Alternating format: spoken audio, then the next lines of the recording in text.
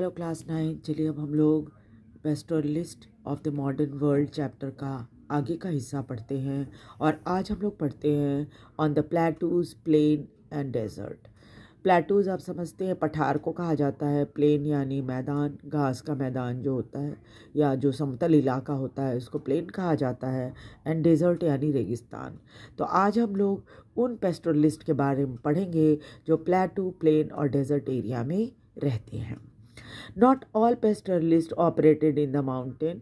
ऐसा नहीं है कि सारे पेस्टोरलिस्ट या गडेरिए जो होते हैं, जो भेड़ बकरियां पालते हैं, वो सिर्फ पहाड़ों में रहते हैं, ऐसा नहीं होता। They were also to be found in the plateau, plain and desert. वे प्लेटू, प्लेन और डेजर्ट इलाके में भी पाए जाते हैं भारत में। Dhangars were an important pastoral community of Maharashtra. Dhangar जो है एक बहुत ही इम्पॉर्टेंट पेस्टोरल कम्युनिटी है महाराष्ट्र की, यानी ढंगर जो है महाराष्ट्र में पाए जाते हैं। In the early 20th century, their population in this region was estimated to be 4,67,000। और 20वीं शताब्दी की शुरुआत में ऐसा माना जाता है कि इनकी आबादी करीब 4,67,000 थी। Most of them were shepherd. ज़्यादातर ये गडेरिए होते थे, यानी भेड़ बकरियाँ पालते थे। सम वर ब्लैंकेट वीवर। इसमें क्या थे, कुछ कंबल भी बुनते थे। And still others were buffalo हर्डर। और इसमें से कुछ जो थे वो बफेलो यानी भैंसे भी पाला करते थे। The Dhangars shepherd stayed in the central plateau of Maharashtra during the monsoon।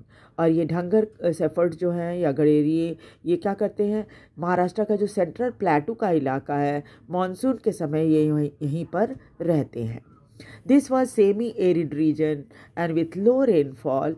ये एक ऐसा इलाका है जो काफ़ी सूखा है, सेमी एरिड है यानी काफ़ी हद तक सूखा इलाका है, एंड विथ लो रेनफॉल, बारिश भी यहाँ बहुत कम होती है। पुअर सॉइल, और ज़मीन भी बहुत ही ख़राब है। इट वॉज यानी कि कहने का मतलब कि फर्टाइल ज़मीन नहीं है।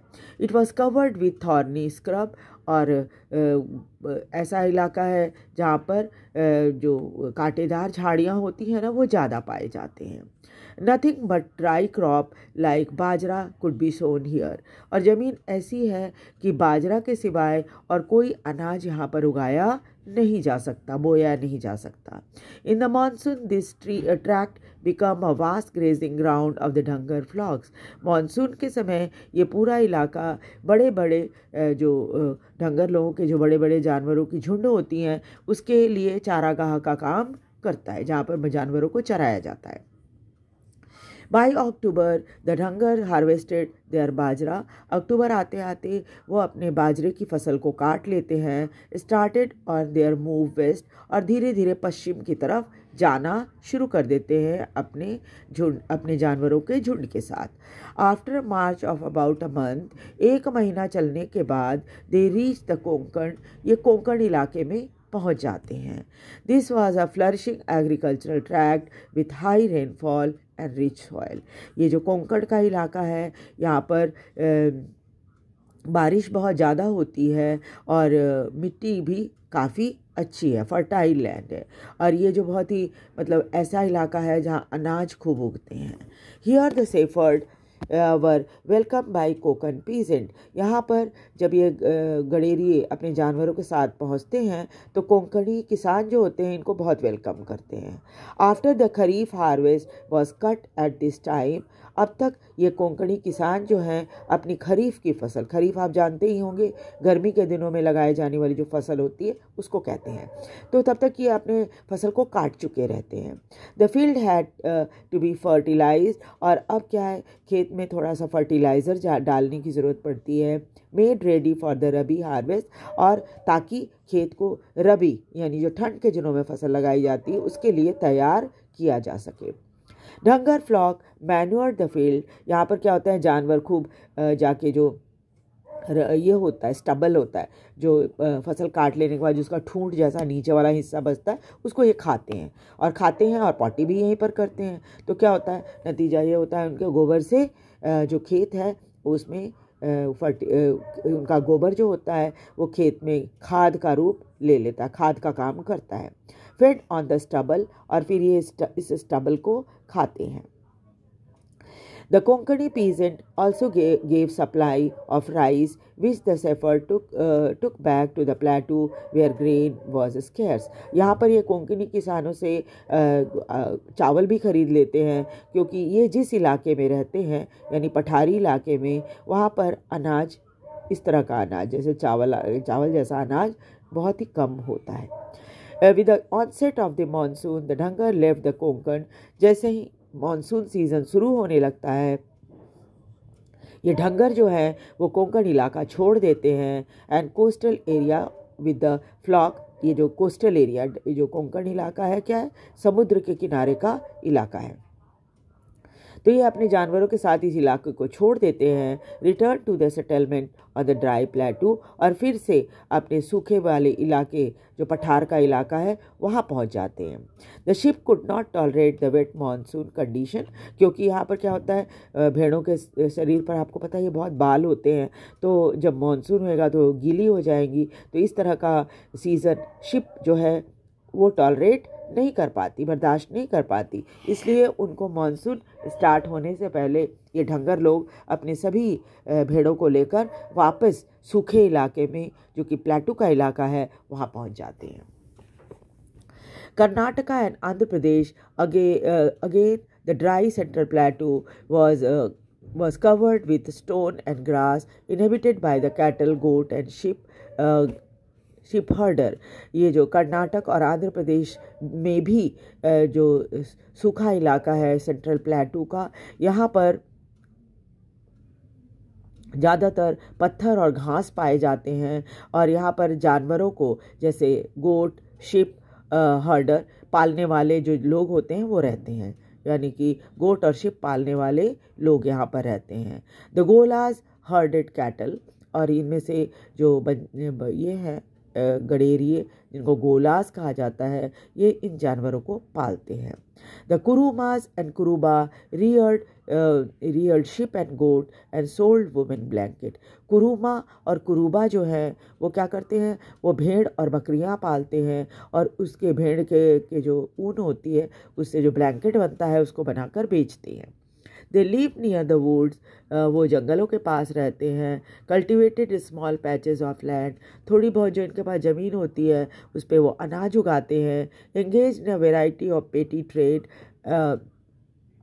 And took care of their heard, और छोटे मोटे काम भी करते हैं, व्यापार का काम भी करते हैं, साथ ही अपने जानवरों की देखभाल भी करते हैं।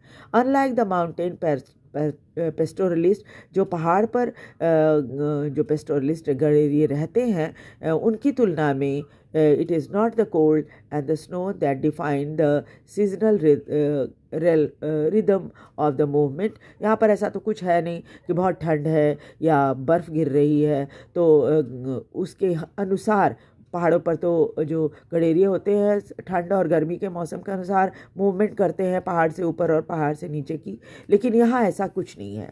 इन the dry season they move to the coastal tract, सूखा जब मौसम होता है तो ये समुद्र के किनारे के इलाके में चले जाते हैं। एंड व्हेन द रेन कम, और जैसे ही बारिश होती है, only buffalo like the swampy wait condition of the coastal area during the monsoon month. लेकिन जब बरसात का मौसम आता है तो भैंसों को छोड़कर बाकी कोई भी इस गीले सीज़न को पसंद नहीं करता। Other herd had to be shifted to the dry plateau at this time, इसीलिए उन्हें वापस अपने सूखे इलाके में आना होता है। Banjaras were yet another well known group of grazers, बंजारे भी इसी तरह के होते हैं जिनको आप घूमने वाले जो झुंड होती है उसके साथ अपने जानवरों को लेकर चलते हैं। They were to be found in the villages of Uttar Pradesh, Punjab, Rajasthan, Madhya Pradesh and Maharashtra.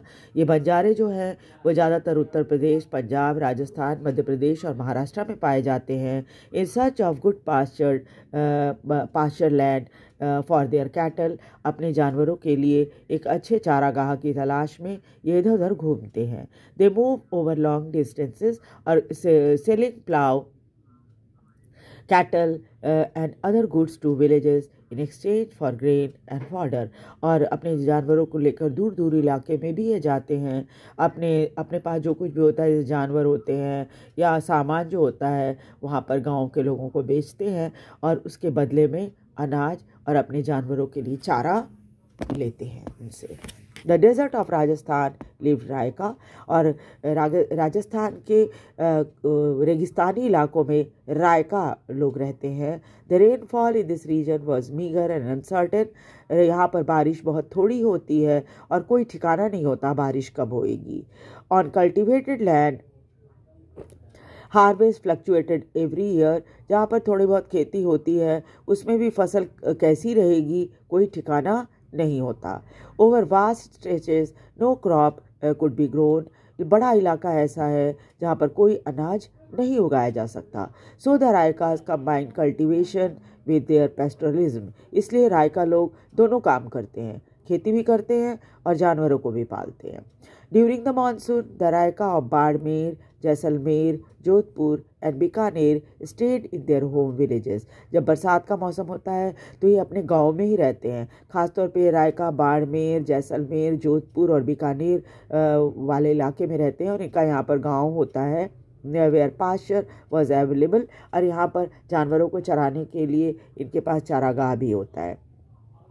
By October, when their grazing grounds were dry and exhausted, अक्टूबर आते आते इनका जो चारागाह है वो लगभग सूख जाता है, घास बिल्कुल ख़त्म हो जाते हैं। They move out in search of other pasture and water, इसलिए उन्हें पानी और नए चारागाह के लिए अपने गांव से दूर जाना पड़ता है। Return again during the monsoon, और पूरे साल घूमने के बाद ये दोबारा मानसून के टाइम में अपने गांव वापस आ जाते हैं। One group of Raika is known as Maru Raika, एक ग्रुप को रायका की एक ग्रुप को मारू रायका या डेजर्ट रायका भी कहा जाता है। हर्डेड कैमल, ये लोग कैमल यानी ऊँट पालते हैं। Another group reared the sheep and goat, और दूसरा ग्रुप जो है रायका का वो भेड़ और बकरियां पालता है। So we see that the life of these pastoral group was sustained by careful consideration of host of factor। इस तरह से हम देखते हैं कि इन पेस्टोरल ग्रुप्स जो गडेरिया हैं इनका जीवन जो है वो कई फैक्टर के ऊपर निर्भर करता है। दे हैड टू जज how long the herd could stay in one area, सबसे पहले तो ये वो तय करते हैं कि कितने लंबे समय तक उनका झुंड जो है एक एरिया में रह सकता है।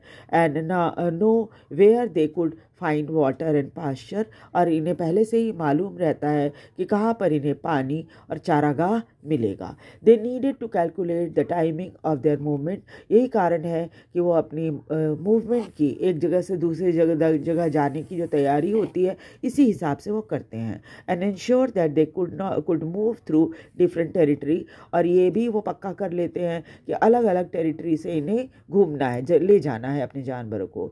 दे had to set up relationship with farmer on the way, और इस तरह से अलग अलग जगहों से होकर गुजरने के दौरान वहाँ पर के जो गांव होते हैं उन गांव के किसानों से दोस्ती कर लेते हैं। So that the herd could graze in harvested field, ताकि किसान जो है अपने फसल कट जाने के बाद जो खेत होता है उनका उसमें इनके जानवर चर सकें।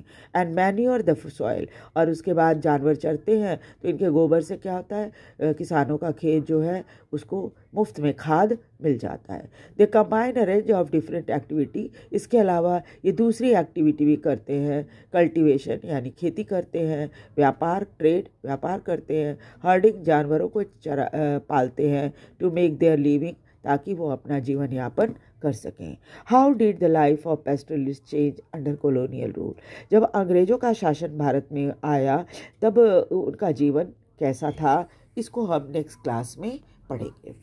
तो वीडियो को आप लाइक और सब्सक्राइब भी ज़रूर कर दीजिए, शेयर भी कीजिए ताकि दूसरे बच्चे भी इसे पढ़ सकें। एक बार फिर से रिक्वेस्ट है, वीडियो को लाइक और सब्सक्राइब ज़रूर कर दीजिए। Thank you very much.